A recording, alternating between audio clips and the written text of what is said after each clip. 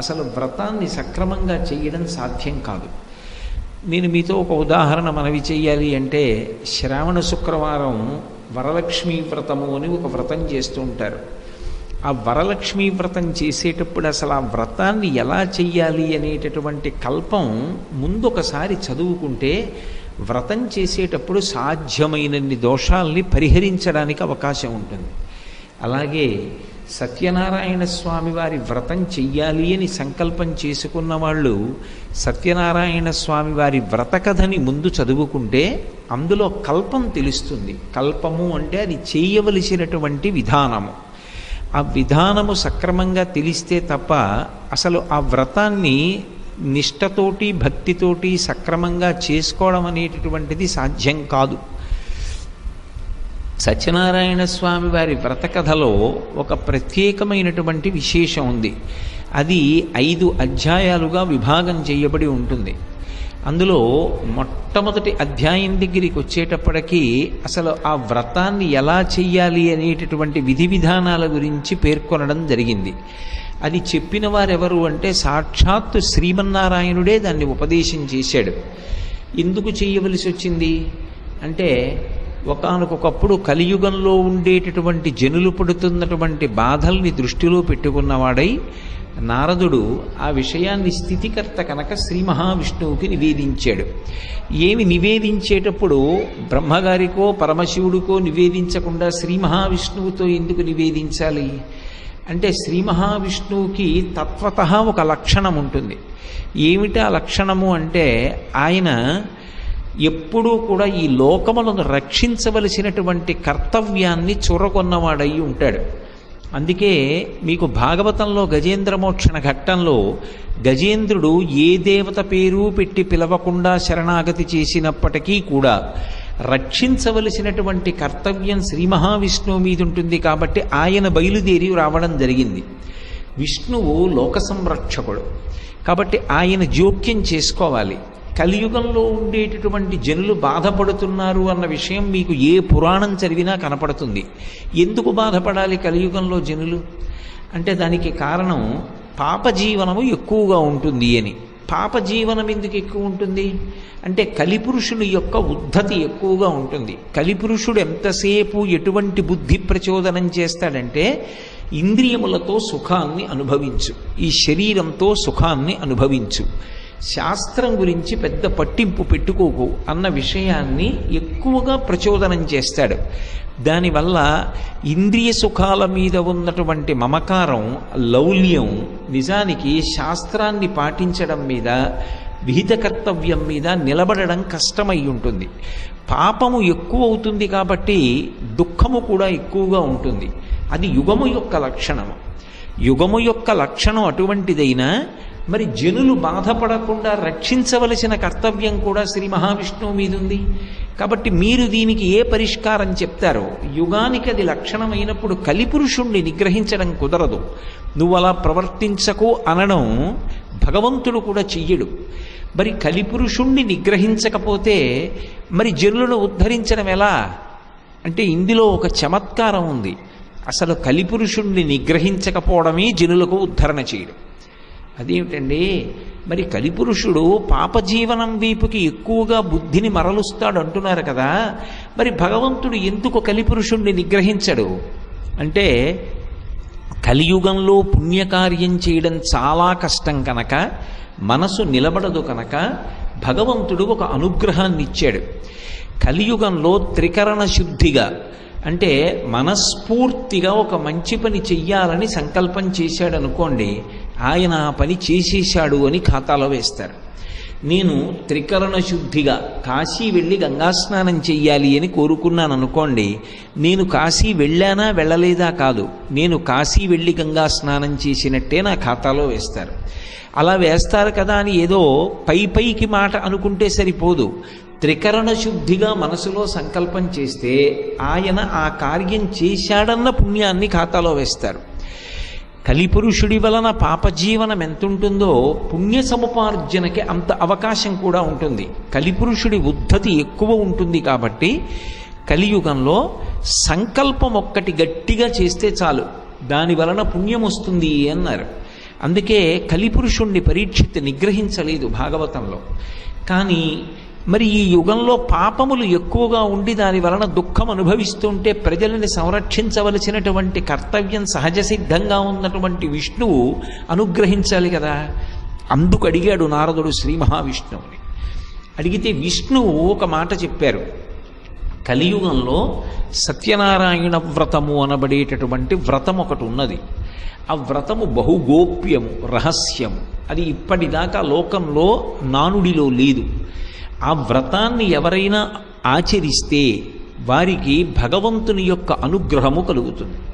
అనుగ్రహము కలిగినటువంటి కారణం చేత దుఃఖమునకు కారణమైనటువంటి ప్రతిబంధ స్వరూపమైనటువంటి పాపము తొలగుతుంది. తొలగి ఈశ్వరానుగ్రహం చేత వాళ్ళు అనుకున్నటువంటి అవసరాలు ఏ ఉన్నాయో ఆ అవసరాలు సిద్ధిస్తాయి. దాని వలన మనశ్శాంతి పొందుతాడు. తత్రాపి భక్తి పరిపుష్టమై పునఃపునః సత్యనారాయణ స్వామి వారి యొక్క వ్రతాన్ని అనుష్ఠించినటువంటి కారణం చేత చిత్తశుద్ధి కలిగి ఆ చిత్తశుద్ధి జ్ఞానమును పొందడానికి కారణమై ఆ పొందినటువంటి జ్ఞానము మళ్ళీ పుట్టవలసిన అవసరం లేని మోక్షమునకు కూడా కారణమవుతుంది. అందుకే సత్యనారాయణ స్వామి వారి వ్రతము ఇహము నుండి పరము వరకు కూడా కలియుగంలో ఒక మహాద్భుతమైనటువంటి ఉపకరణము. దీన్ని ఎలా చెయ్యవలసి ఉంటుంది అని అడిగాడు నారద మహర్షి. అడిగితే సాక్షాత్ భగవానుడే దానిని చెయ్యవలసినటువంటి విధి విధానాన్ని చెప్పాడు. పౌర్ణమి తిథి కానీ, ఏకాదశి తిథి కానీ, లేదా రవి సంక్రమణముల యందు కానీ, అంటే సూర్యుడు రాశి మారుతున్నప్పుడు రవి సంక్రమణముల యందు కానీ, విశేషమైనటువంటి దుఃఖము కలిగినప్పుడు కానీ, ఏదైనా వివాదము సంభవించినప్పుడు కానీ, మనసు ఆర్తి పొందినప్పుడు కానీ ఈ వ్రతాన్ని చెయ్యవచ్చు. అంటే యథార్థమునకు దేశము కాలము అని రెండుగా విభాగం చేస్తారు.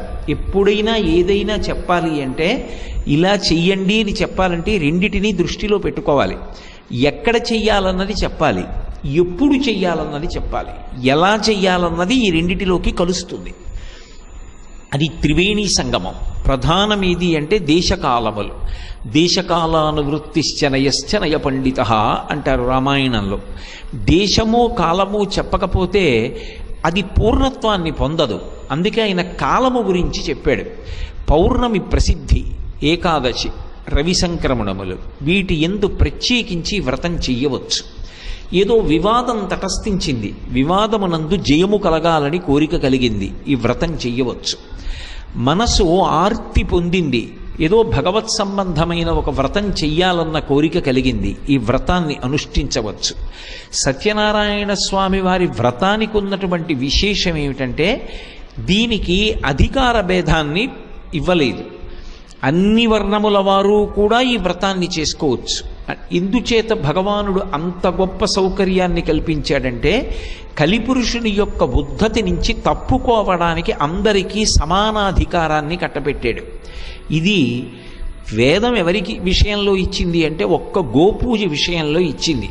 బ్రహ్మచారి కానీ, గృహస్థు కానీ, వానప్రస్థు కానీ, సన్యాసి కానీ ఎవరైనా చేసి తరించగలిగినటువంటి పూజ గోపూజ. అలాగే ఏ ఇతర రకములైనటువంటి అధికార భేదం లేకుండా అందరూ చేసుకోవడానికి యోగ్యమైనటువంటి వ్రతము సత్యనారాయణ స్వామి వారి వ్రతము. కాబట్టి నిజానికి కేవలము భక్తితో కాలము కలిసి వస్తే, అంటే నాకు ఇప్పుడు ఏమి ఆర్తితో కాదు, పౌర్ణమిని నేను సద్వినియోగం చేసుకోవాలనుకుంటున్నాను అనుకున్నాడు అనుకోండి, అప్పుడు పౌర్ణమి నాడు చేసుకుంటారు. కాదు, ఏకాదశి నాడు నేను ఈ వ్రతం చేసుకొని ఆ కాలాన్ని సద్వినియోగం చేసుకుంటాను, ఏకాదశి నాడు సత్యనారాయణ స్వామి వారి వ్రతం చేస్తారు. ఆర్తి పొందితే వ్రతం ఎలా అయినా చెయ్యాలని కోరిక పుట్టింది, అప్పుడు వాటి కోసం ఆగక్కర్లేదు, చేసేసుకోవచ్చు. దానికి ఏం కాల నియమం లేదు. అది అమావాస్య, అది ద్వాదశ, అది త్రయోదశ, అప్పుడు ఆ నియమం వర్తించదు. ఇక దేశ సంబంధానికి వచ్చేటప్పటికీ ప్రధానంగా ఒక వ్రతము అనేటప్పటికీ తనంత తానుగా యోగ్యమైన ప్రదేశాల్ని వేదం చెప్పింది. యజ్ఞం చెయ్యడానికి కానీ, వ్రతం చేయడానికి కానీ అత్యంత శ్రేష్టమైనటువంటి ప్రదేశములుగా, పరమ పవిత్రములైనటువంటి ప్రదేశములుగా చెప్పబడినటువంటివి 3 ఉన్నాయి లోకంలో. అన్నిటికన్నా దేవాలయం కన్నా కూడా పవిత్రమైనటువంటి స్థలం ఏది అంటే గోశాల. గోశాలని మించినటువంటి పవిత్ర స్థలము ఈ భూమి మీద ఇంకొకటి ఉన్నది అని శాస్త్రములు చెప్పలేదు. అన్నిటికన్నా గొప్పది ఏది అంటే గోశాలయే. అందుకే గోష్ఠం అంటారు. గోష్ఠం అంటే గోవులు తిరిగిన ప్రదేశం.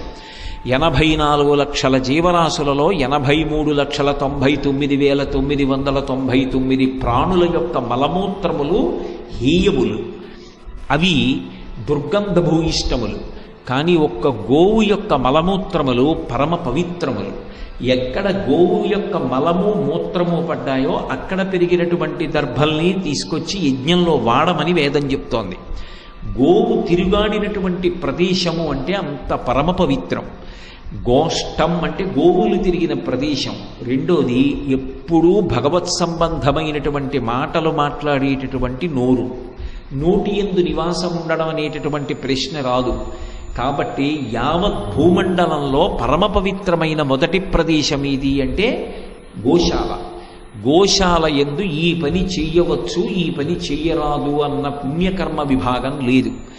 ఎంత గొప్ప పుణ్యకర్మకైనా సరే యోగ్యమైన మొదటి ప్రదేశం ఏది అంటే గోశాల. రెండవది ఏది అంటే నదీ తీరం. అందుకే మీరు చూడండి, పురాణాలని కావ్యాలని మీరు పరిశీలనం చేస్తే మహామహారాజ్యములను ఏరినటువంటి వారు, రాజధానులు ఉన్నవారు, పెద్ద పెద్ద హర్మ్యముల యందు నివసించినటువంటి చక్రవర్తులు కూడా యజ్ఞయాగాది క్రతువులు ఎక్కడ చేస్తారు అంటే నదీ తీరంలో చేస్తారు. పరీక్షిత్ యజ్ఞయాగాదులు చేస్తే గంగా తీరంలో చేశాడు. దశరథ మహారాజు గారు యజ్ఞం చేస్తే సరయూ నదీ తీరంలో చేశాడు. నదీ తీరం అత్యంత శ్రేష్టమైనటువంటి ప్రదేశం. నదీ తీరమునందు వ్రతము చెయ్యవచ్చు. మూడవది తులసి బృందావనం. తులసి చెట్లు బాగా ఉన్నటువంటి ప్రదేశం ఎక్కడుంటుందో అది అత్యంత శ్రేష్టమైనటువంటి ప్రదేశం. అలాగే సత్యనారాయణ స్వామి పరబ్రహ్మస్వరూపుడు అని నేను మీకు మొట్టమొదటి నుంచి మనవి చేస్తున్నాను. మూలతో బ్రహ్మరూపాయ మధ్యత విష్ణురూపిణి అగ్రత శివరూపాయ వృక్షరాజాయితే నమః అని మళ్ళీ చెట్లలో పరబ్రహ్మస్వరూపంగా చెప్పబడేటటువంటి చెట్టు రావి చెట్టు. అందుకే రావి చెట్టు నీడలో తపస్సు చేస్తూ ఉంటారు. రావి చెట్టు నీడ కూడా అత్యంత శ్రేష్టమైనటువంటి ప్రదేశం. అందున రావి చెట్టు వేప చెట్టుతో కలిసి ఉందనుకోండి మాను, అది లక్ష్మీనారాయణ స్వరూపం. ఎవరికైనా సంతానం లేని వారికి గర్భదోషం ఉంది అంటే వారిని రావి చెట్టు వేప చెట్టు మొదలు కలిసిపోయిన చోట ప్రదక్షిణం చెయ్యమని చెప్తూ ఉంటారు కూడా. అంత పరమ పవిత్రమైనటువంటి స్థలాలవి. అటువంటి చోట కానీ, స్వగృహమునందు కానీ, దేవాలయ ప్రాంగణమునందు కానీ ఈ సత్యనారాయణ వ్రతాన్ని చెయ్యవచ్చు.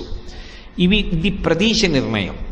దేశ నిర్ణయము, కాల నిర్ణయము తర్వాత అనుష్ఠించవలసినటువంటి విధానం ఒకటి ఉంటుంది. ఆ విధానమునందు అత్యంత ప్రధానమైనది ఏది అంటే నిత్యకర్మని ఈడేర్చాలి. సత్యనారాయణ వ్రతం చెయ్యడానికి మొదటి నియమమేది అంటే నిత్యకర్మ పూర్తి చేసిన వాడై ఉండాలి. నిత్యకర్మ అంటే సంధ్యావందనాదులు. యజ్ఞోపవీతం ఉన్నటువంటి వాళ్ళు సంధ్యావందనం చేసి తీరాలి. నేను ప్రవచనం చేశానా చెయ్యలేదా పక్కన పెట్టేయండి, సంధ్యావందనం మాత్రం చెయ్యాలి. ప్రవచనం అవసరమైతే ఓ అరగంట సేపు ఆలస్యం అయిపోయినా దోషం లేదు. ఏ ఇతర కారణానికి వేదిక మీదకి ఆలస్యంగా రాకూడదు, కానీ సంధ్యావందనం చేసుకోవలసి వస్తే నేను ఆలస్యంగా వచ్చినా నాకు దోషం రాదు. సంధ్యాహీన అశుచి. సంధ్యావందనం చెయ్యనటువంటి వాడు అశౌచంతో ఉన్నవాడితో సమానం. కాబట్టి సంధ్యావందనం చేసి తీరాలి. అంటే సత్యనారాయణ స్వామి వారి వ్రతం చెయ్యాలంటే మొట్టమొదట చెప్పబడిన నియమం ఏది అంటే 3 పూట్ల సంధ్యావందనం చేయమని చెప్పారు. పొద్దున్న, మధ్యాహ్నం, సాయంకాలం కూడా సంధ్యావందనం చెయ్యి. ఉపవాసం చేసి, ఉపవాసము అంటే ఏ పదార్థమును తినకుండా ఉండమని కాదు. శరీరము నిలబడడానికి కావలసినంత మాత్రమే సాత్వికమైన పదార్థాన్ని తీసుకుని సాత్వికమైన పదార్థము చేత పోషింపబడినటువంటి శరీరములో ఉన్నటువంటి మనసు నుండి ప్రచోదనమైనటువంటి పరమ ప్రశాంతమైన ఆలోచనల చేత ఇంద్రియములను మార్చి మార్చి భగవంతుని యందు రమించేటట్టుగా ఉంచు. అంటే చెవులతో భగవత్ సంకీర్తనం విను, నోటితో భజన చెయ్యి, శరీరంతో ఈశ్వర సేవ చెయ్యి. ఓ దేవాలయానికి వెళ్ళి తుడు, ఓ గోశాలకు వెళ్ళి సేవ చెయ్యి, పగటి పూట ఈ కార్యం అంతా చెయ్యి, ఉపవాసం ఉండు, ఇంటికి ఈశాన్య ప్రదేశంలో గోమయంతో అలుకు. ఎందుచేతంటే ఎంత నేను కట్టుకున్న ఇల్లైనా ఆ ఇంట్లో నేను అన్ని చోట్ల తిరుగుతూ ఉంటాను. తిరుగుతున్నప్పుడు అది పదరజస్సు ఆ ప్రదేశమంతా పడి అపరిశుభ్రమవుతుంది. నేలకి పవిత్రత లేకపోతే మంటపం వేసి ఆవాహన చేసినప్పుడు ఆ ప్రదేశంలోకి పరమాత్మ దిగడు, ఆయన ప్రవేశించడు పూజ అందుకోవడానికి. అది ఎలా ఉంటుంది అంటే, నేను ఒక ఇనప ఊచ పట్టుకెళ్ళి విద్యుత్ తీగ మీద పెట్టాననుకోండి, అందులోకి ప్రసరిస్తుంది. ఓ కొయ్య ముక్క పెట్టాననుకోండి, అందులోకి విద్యుత్ రాదు. అలాగే శబ్దశక్తి చేత మంత్రం చెప్పి భగవంతుణ్ణి ఆవాహన చేసిన మీరు మంటపం వేసే దగ్గర ఉన్నటువంటి భూమి శుద్ధి కాకపోతే అక్కడికి ఈశ్వర విభూతి ప్రవేశించదు.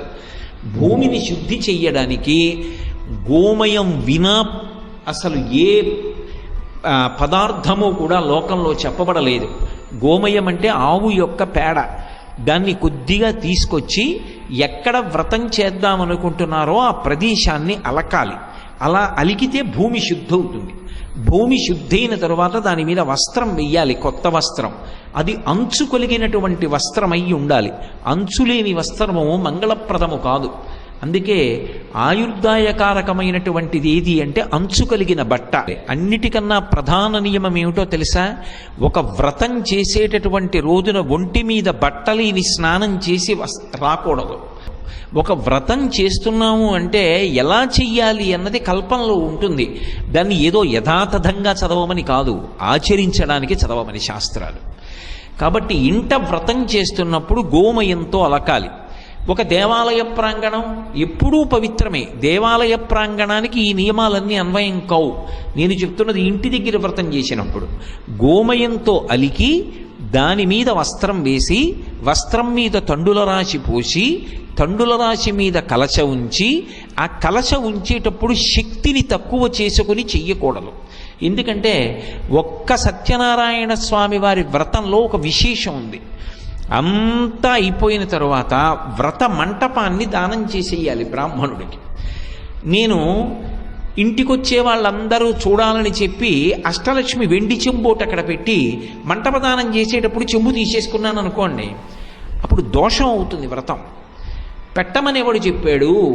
దానం చేయకుండా చెంబు తీసేసుకోమని ఎవడు చెప్పాడు? నీకు వెండి చెంబు ఇచ్చేయడం ఇష్టం లేకపోతే, అంత శక్తి నీకు లేకపోతే రాగి చెంబే పెట్టు. రాగి చెంబు పెట్టి రాగి చెంబుతో మంటపాన్ని దానం చెయ్యి. అంతేకాని శాస్త్ర విరుద్ధంగా ప్రవర్తించకూడదు. మనం దేనికి చెయ్యాలి కార్యము అంటే శాస్త్రమునందు గౌరవముతో చెయ్యాలి. అందుకే మొట్టమొదటి మాటగా ఆయన అదే చెప్తాడు, శ్రద్ధయా చేసిన వాడెవడో వాడు పొందుతాడు ఫలితాన్ని. శ్రద్ధ అంటే శాస్త్రస్య గురువాక్యస్య సత్యబుద్ధ్యావధారణ సా శ్రద్ధ కరితా సిద్భి యా వస్తూపలభ్యతే అంటారు శంకరాచార్యుల వారు. శాస్త్రము చెప్పిన మాట, గురువు చెప్పిన మాట సత్యములన్న పూనికతో చేసిన వాడెవడో వాడు పరమ ప్రయోజనాన్ని పొంది తీరుతాడు.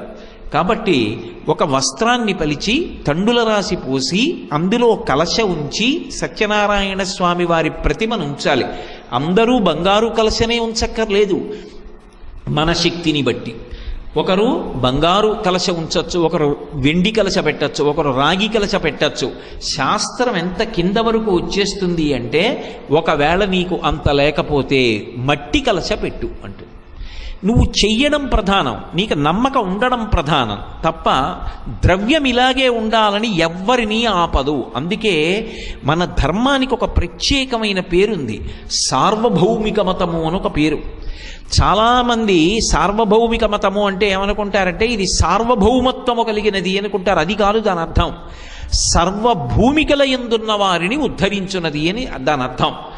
ఒకడు మహదైశ్వర్యవంతుడు ఉంటాడు, ఒకడు నిర్ధనుడు ఉంటాడు. కానీ ఇద్దరినీ పక్కపక్కనే కూర్చోబెట్టి వ్రతం చేయించచ్చు. వాడు మట్టి పిడత పెట్టి చేశాడు, ఈయన బంగారు పాత్ర పెట్టి చేశాడు. కానీ ఎవరి మనసు నిలబడి చేశాడో వాడిదే ఫలితం. మట్టి పిడత పెట్టాడని ఈశ్వరుడు అటువైపు చూడకుండా ఉండడు, బంగారు కలశ పెట్టాడని ఆయన పట్ల ప్రత్యేకమైన ప్రేమ చూపించాడు. ఎవరు మనసు అక్కడ పెట్టారో వాళ్ళ మీద భగవంతుని యొక్క అనుగ్రహం ఉంటుంది. అందుకే శంకరుడు శివానంద లహరి చేస్తూ అంటారు, గభీరే కాసారే విశతి విజనే ఘోర విపినే విశాలే శైలీ చ భ్రమతి కుసుమార్ధంజనమతి సమర్ప్యై చేతస్సరసిజ ముమానాథ భవతే సుఖేనా వస్తాతుం జనైహ నజానాతి కిమహో అంటారు. ఒకవేళ ఏమండి మాకు యజ్ఞోపవీతం లేదు, మేము సంధ్యావందనం చేసే అధికారం లేదు, అప్పుడు మేమేం చెయ్యాలి? ఇంటి దగ్గర వ్రతం చేస్తున్నప్పుడు పగల ఉపవాసం ఉండి సాయంకాలం వ్రతం చెయ్యాలంటే, అంటే ఎవరికి ఉపనయనం లేదో, ఎవరు సంధ్యావందనం చేయరో వాళ్ళు దేనికి తక్కువ అని శాస్త్రం చెప్పలేదు. సంధ్యావందనానికి ప్రత్యామ్నాయం ఏం చెప్పారంటే, స్కాంద పురాణంలో సూర్యభగవానుడి యొక్క స్తోత్రం ఉంది. చాలా తేలికగా ఉంటుంది ఆ స్తోత్రం. అందరూ కూడా